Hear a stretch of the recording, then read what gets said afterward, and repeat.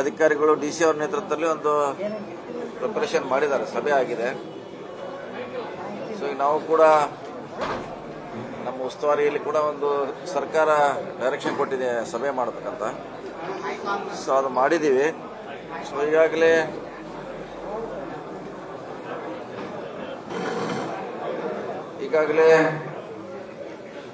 ನಮ್ಮ ಸಮ್ಮುಖದಲ್ಲಿ ಬಹಳಷ್ಟು ವಿಚಾರಗಳು ಚರ್ಚೆ ಮಾಡಿದ್ವಿ. ಅಂತ ಆತಂಕ ಪಡುವಂತ ಸಮಸ್ಯೆ ಏನಿಲ್ಲ ನಮ್ಮ ಜಿಲ್ಲೆಯಲ್ಲಿ.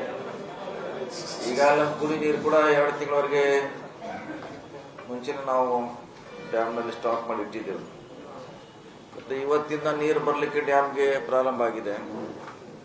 ಸೊ ನಾಳೆ ಇನ್ನೂ ಹೆಚ್ಚಾಗ್ಬೋದು, ನಾಳೆ ಇನ್ನೂ ಹೆಚ್ಚಾಗ್ಬೋದು. ಬಹುಶಃ ನಮಗೇನು ಆತಂಕ ಇತ್ತು ಮಳೆ ಆಗ್ತಿಲ್ಲ, ನೀರು ಬರ್ತಾರ ಡ್ಯಾಮ್ಗೆ ಅಂತ, ಅದು ಇವತ್ತಿಂದ ನಮ್ಮೆಲ್ಲ ಭಯದಿಂದ ಮುಕ್ತ ಮಾಡಿದೆ. ಬಹುಶಃ ಒಂದು ವಾರ ಮಳೆ ಆದರೂ ಕೂಡ 4-5 ತಿಂಗಳಿಗೆ ಬೇಕಾಗುವಷ್ಟು ನೀರು ಸಂಗ್ರಹಣೆ ಆಗುತ್ತೆ, 5 ಡೇಸ್. ಸೊ ಹೆಚ್ಚಾದ್ರೆ ಅದು ಆಟೋಮೆಟಿಕ್ ಆಗಿ ನಮ್ಗೆ ಅನುಕೂಲ ಆಗಿದೆ. ಈಗಂತಿ ಸದ್ಯಕ್ಕಂತಿ ನಾವು ಆತಂಕ ಪಡ್ತಾ ಇದೀವಿ ಮಳೆ ಆಗಿದ್ರೆ ಹೆಂಗೆ ಅಂತ, ಅದು ದೂರ ಆಗಿದೆ. ಮತ್ತು ನಿನ್ನೆ ಇವತ್ತಿಂದ 3 ದಿವಸದ ಮಳೆ ಚೆನ್ನಾಗಾಗ್ತದೆ, ಇನ್ನೂ 3-4 ದಿವಸ ಮಳೆ ಆಗುವಂತ ಒಂದು ನಿರೀಕ್ಷೆ ಇದೆ. ಇಷ್ಟಾದ್ರೆ ಸದ್ಯದ ಏನು ಸಮಸ್ಯೆಯಿಂದ ನಾವು ಪಾರಾಗ್ತೀವಿ. ಮತ್ತು ಅಧಿಕಾರಿಗಳು ಕೂಡ ಕಾರ್ಪೊರೇಷನ್ ಇರಬಹುದು, ನಗರಸಭೆ, ಪಟ್ಟಣ ಪಂಚಾಯತಿ, ಗ್ರಾಮ ಪಂಚಾಯತಿ, ಸೊ ಎಲ್ಲಿಯೂ ಕೂಡ ಬಹಳ ಗ್ರಾಮ ಪಂಚಾಯತಿಗಳಲ್ಲಿ ಒಂದು 10 ಕಡೆ ಮಾತ್ರ ನೀರಿನ ಸಮಸ್ಯೆ ಇದೆ. ಸೊ ಬೇರೆ ಕಡೆ ಈಗ ರಾಕಸ್ಕಪ್ ಕೂಡ ನೀರು ಬರ್ಲಿಕ್ಕೆ ಶುರು ಆಗಿದೆ. ಒಂದು ವಾರಲ್ಲಿ ಕೂಡ ಅದು ಫುಲ್ ಆದ್ರೆ ಏನು ಶಾರ್ಟೇಜ್ ಇತ್ತು ಬೆಳಗಾವಿ ಸಿಟಿಗೆ, ಅದು ಕೂಡ ಸಂಪೂರ್ಣವಾಗಿ ಸಪ್ಲೈ ಮಾಡಲಿಕ್ಕೆ ಅನುಕೂಲ ಆಗ್ತಿದೆ. ಸೊ ಬಿತ್ತನೆ ಅಂತ ಈಗಾಗಲೇ ಸುಮಾರು ಹೆಚ್ಚಿನ ಸಂಖ್ಯೆಯಲ್ಲಿ ಬಿತ್ತನೆ ಆಗಿದೆ. ಸೊ ಮಳೆಯಿಂದ ಬಹುಶಃ ಎಲ್ಲದಕ್ಕೂ ಅನುಕೂಲ ಆಗ್ತಿದೆ. ಸೊ ಒಟ್ಟಾರೆ ಅಂಥದ್ದು ಏನು ಆತಂಕ ಪಡುವಂತ ಜನರು, ರೈತರು ಅವಶ್ಯಕತೆ ಇಲ್ಲ. ಮಳೆ ಆಗ್ತದೆ, ಇನ್ನು ಮುಂದೆ ಕೂಡ ಹೋಗ್ತದೆ. ಕೃಷ್ಣಾ ಇರ್ಬೋದು, ಹಿರಣ್ಯಕೇಶಿ, ಮಲಪ್ರಭಾ, ಘಟಪ್ರಭಾ, ಮಾರ್ಕಂಡೆ 5 ನದಿಗೆ ನಾವು ಏನು ನಿರೀಕ್ಷೆ ಮಾಡಿದ ನೀರು ಈಗ ಬರ್ತಾ ಇದೆ. ನಾಳೆ ಕೂಡ ಇನ್ನು ಹೆಚ್ಚಾಗುವ ನಿರೀಕ್ಷೆ ಇದೆ. ಮುಂಗಾರು ಬಿತ್ತನೆ ಮಾಡಿದ ಕಡೆಗಳಲ್ಲಿ ಅದು ಬತ್ತಿ ಹೋಗುವಂತ ಆತಂಕ ಇದೆ. ಆ ಕುರಿತಂತೆ ಎಷ್ಟು ಏನು ಎಂತ ಅಂತೇಳಿ ಏನಾದ್ರು ಮಾಹಿತಿ ಇಲ್ಲ. ಈ ಮಳೆ ಆಗೋದಕ್ಕೆ ಆತಂಕ ದೂರ ಆಯ್ತಲ್ಲ, ಈಗ ಯಾವುದು ಕೂಡ ಆತಂಕ. ಅಂದ್ರೆ ಬೈಲೊಂಗಲ, ಸೌದತ್ತಿ ಆ ಭಾಗದಲ್ಲಿ ಇನ್ನೂ ರಾಮದುರ್ಗ ಕಡೆ ಮಳೆ ಇಲ್ಲ ಸರ್. ಮಳೆ ಆಗ್ತಾ ಇದೆ, ಅಲ್ಲಿ ಜೋರಿಲ್ಲ, ಅದು ಕಡಿಮೆ ಮಟ್ಟದಲ್ಲಿ ಆಗ್ತಾ ಇದೆ. ಸೊ ಇದು ಇನ್ನು ಮುಂದೆ 5 ವರ್ಷ ಮುಂದೆ 5 ದಿವಸ ಮುಂದೆ ಬರ್ತಾ ಇದೆ. ಸೊ ಆದ್ರ ಆತಂಕ ಆಗಲ್ಲ. ಒಂದ್ ವೇಳೆ ಹಂಗೇನಾರ ಬೆಳೆ ವಿಫಲ ಆದ್ರೆ ಅದ್ರ ಬಗ್ಗೆ ಸುಮಾರು ನಮ್ಮಲ್ಲಿ ಎಲ್ಲ ನಿರೀಕ್ಷೆ ಮೀರಿ ಹೆಚ್ಚು ಕಮ್ಮಿ ಗುರಿಯನ್ನು ಮುಟ್ಟಿದ್ದೀವಿ. ಸೊ ಮಳೆ ಎಲ್ಲಾಗಿದೆ ಅಲ್ಲೆಲ್ಲ ಅಲ್ಲಿ ಏನು ಕೊಡ್ತ ಸಮಸ್ಯೆ ಇಲ್ಲ. ಆಗದೆ ಹೇಳೋದು ಅದು ನಮ್ಮ ರಾಮದುರ್ಗ ಇರ್ಬೋದು, ಅದು ಕೆಳಗಡೆ ಪ್ರದೇಶ ಯಾವ್ದಾದ್ರು ಮಳೆ ಆಗಿದ್ರೆ ಅದಕ್ಕೆ ಮುಂದೆ ಏನ್ ಮಾಡೋದು ಕೂಡ ಸರ್ಕಾರ ಮಟ್ಟದಲ್ಲಿ ಚರ್ಚೆ ಮಾಡಿ ಅವ್ರಿಗೆ ಅನುಕೂಲ ಮಾಡುವಂತ ಪ್ರಯತ್ನ ಮಾಡ್ತೀವಿ.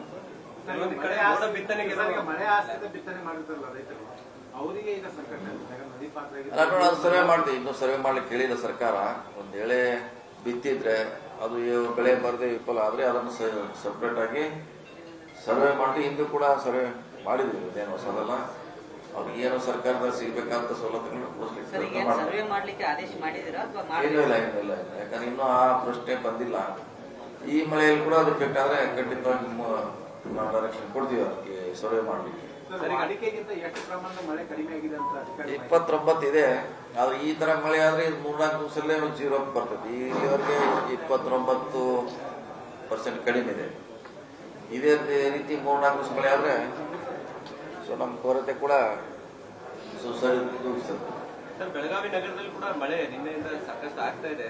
ಆದ್ರೆ ಈಗ ಕೆಲವೊಂದಿಷ್ಟು ಈ ನೀರಿನ ಸಲುವಾಗಿ ರಸ್ತೆಗಳನ್ನ ತೆಗೆದು ಬಿಟ್ಟಿದ್ದಾರೆ.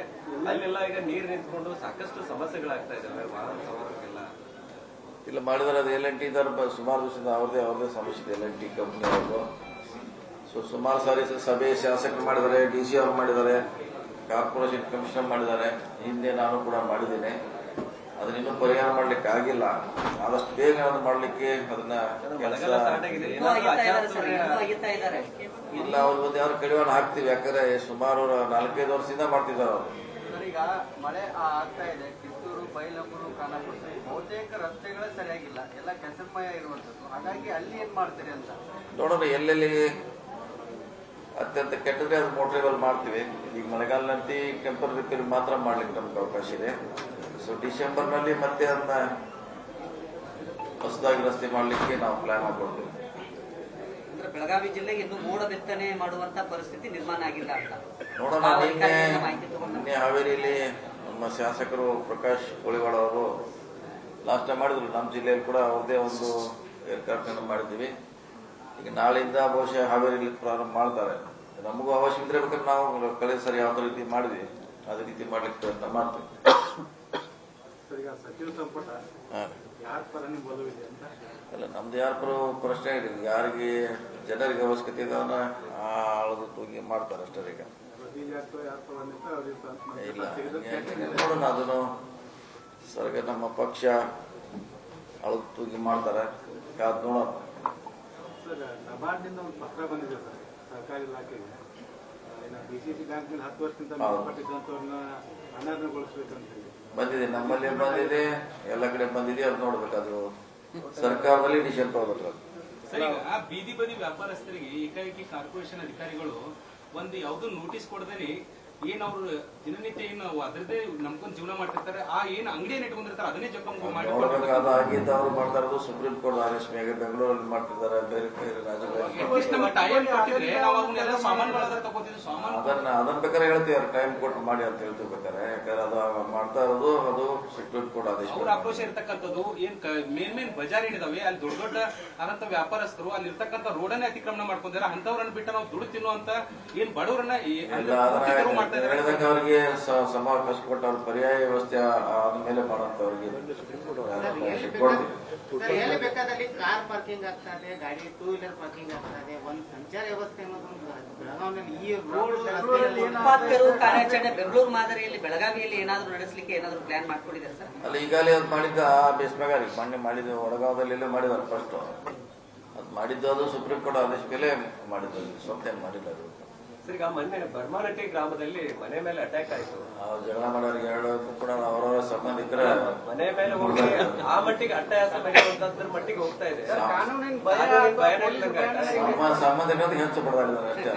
ಸಂಬಂಧ ಕಾಣ್ತಾಂಬರು ಅವ್ರ ಸಂಬಂಧಿಕರೆಲ್ಲ ಅವರು ಬೇರೆ ದೇಶದಿಂದಲ್ಲ ಅವರೆಲ್ಲ ಜಗಳ ಮಾಡಿದಾರಂತೆ. ಮತ್ತೆ ಹೊಂದಾಣಿಕೆ ಆಗಿದ್ದಾರೆ, ಮತ್ತೆ ಕೈ ಹಿಡ್ಕೊಂಡು ಹೋರಾಡ್ತಾರೆ ಅಷ್ಟೇ. ಅಲ್ಲ, ಏನ್ ಮೆಸೇಜ್ ಹೋಗುತ್ತೆ ಸರ್? ಮೆಸೇಜ್ ಈಗಾಗಲೇ ಕೇಸ್ ಹಾಕಿದಾರೆ. ಅವ್ರ ಮ್ಯಾಗ 3 ಮಂದಿಗೆ ಅರೆಸ್ಟ್ ಮಾಡಿದ್ದಾರೆ.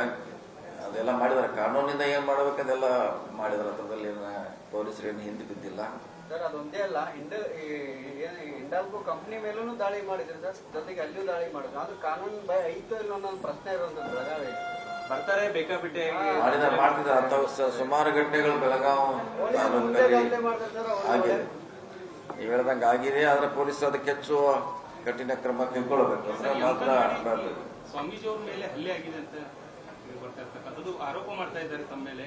ಇಲ್ಲ, ಅವರು ಹಿಂದೂಗಳ ಮೇಲೆ ಈ ರೀತಿಯಾಗಿ ಅಂದ್ರೆ ದೌರ್ಜನ್ಯ ನಡೀತಾನೆ ಇದೆ. ಅದೊಂದು ಸದಾ ಇದೆ.